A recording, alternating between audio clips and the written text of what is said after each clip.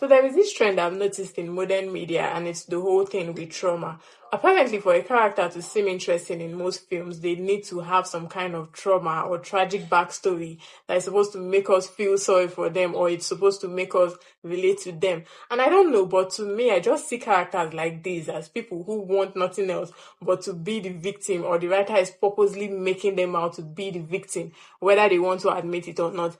And I won't even have a problem with a character having trauma if it is done well. But most of the time, these characters always seem to make it their whole personality, and they always bring it up in any situation or in any minor inconvenience for some reason. Like for something that is supposedly traumatic, you sure do bring it up a lot. Maybe I'm insensitive, but I'm tired of this trope in storytelling. And if you think I am just talking, seriously, just sit and think about the TV series you've watched recently. I'll bet you that 4 out of 5 of the series you just thought of has the main lead fighting some kind of trauma and nobody understands them. And I'm just tired of the whole thing.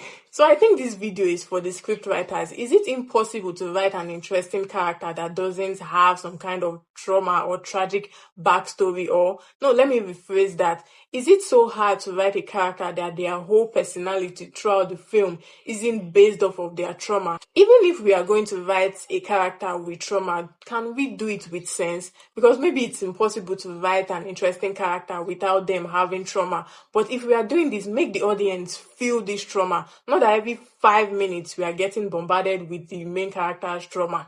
Let me give an example of a character whose trauma actually touched me. Mike from Better Call Saul is a very good example of a character whose trauma wasn't bombarded on us or shoved in our faces every time.